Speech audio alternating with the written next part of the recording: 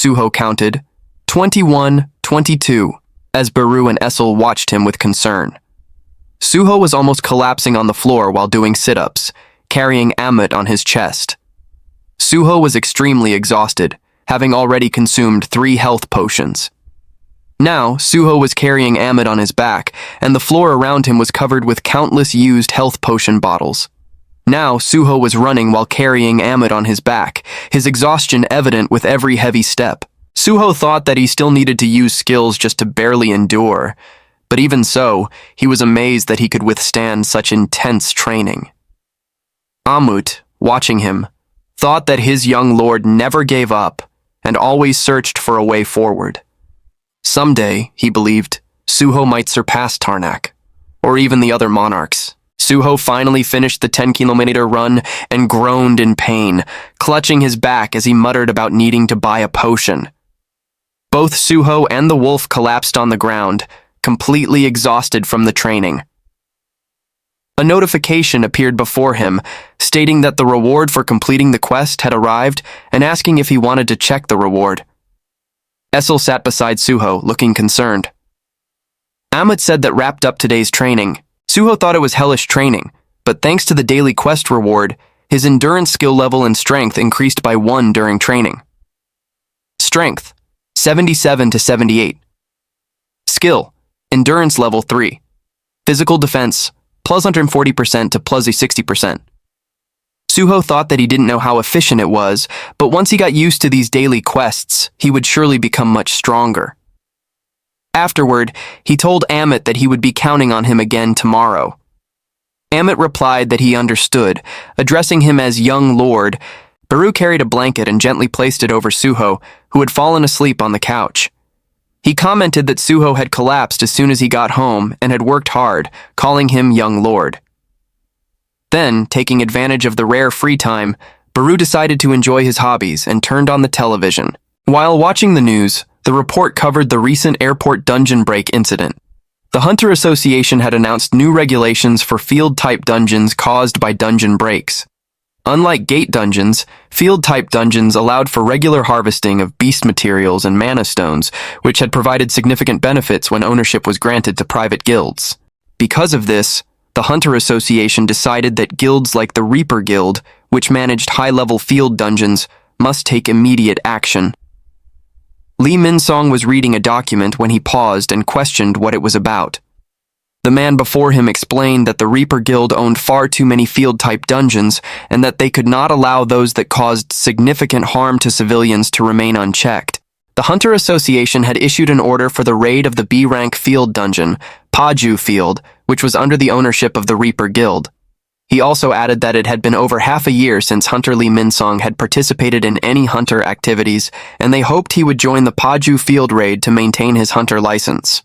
Lee Min-song thought to himself that this was clearly something Chairman Wu Jinchul had orchestrated to target him.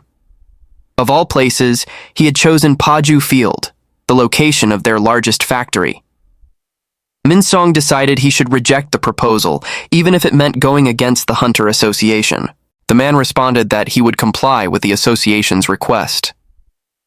The hunter thanked him for agreeing, addressing him as Guildmaster Lim Tae-gyu.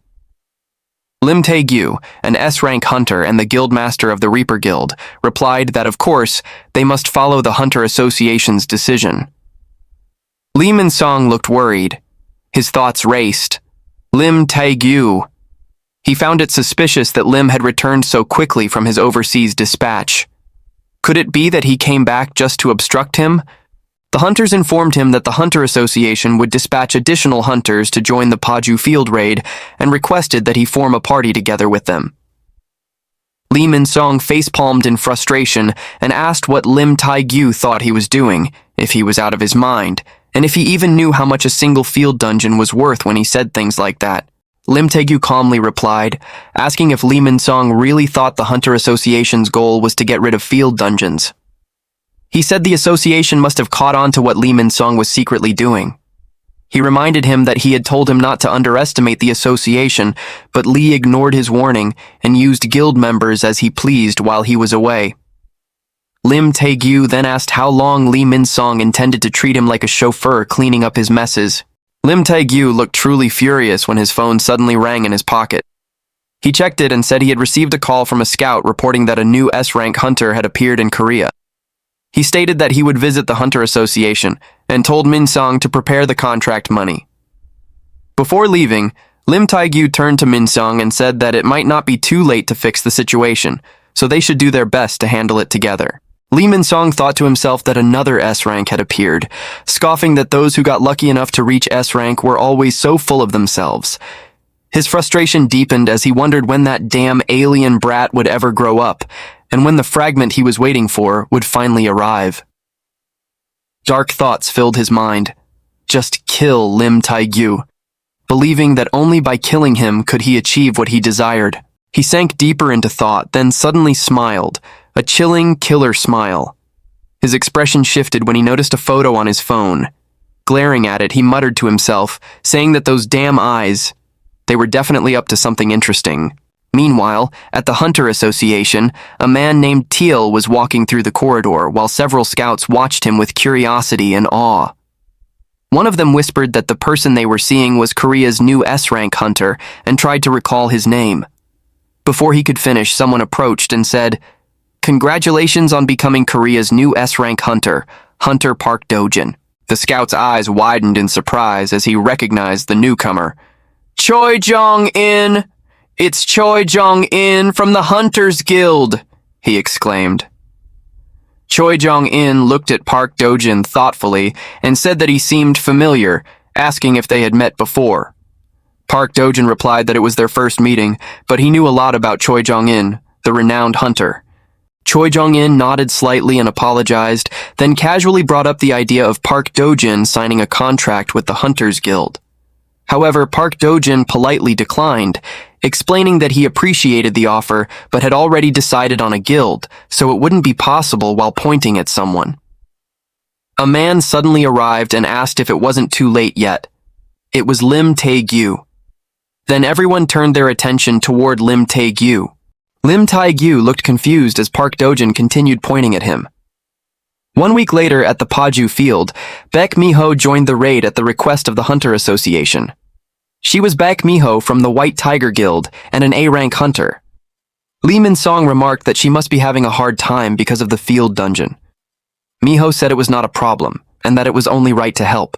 In her thoughts, she noted that actors were really different, pretending to be kind while being completely two-faced. She resolved that everything happening in Paju Field that day would be exposed, and that she would personally tear off that mask. The only variable, she thought, was the S-rank who had recently joined the Reaper Guild. Park Dojin's participation. Park Dojin and Lee Min-sung stood together, Lee smirking. They were representing the Reaper Guild. Mi-ho thought that she had her own card to play. They were there on behalf of the Hunter Association. The signal was given, and the mining team each grabbed a pickaxe. With that, the Paju field raid began.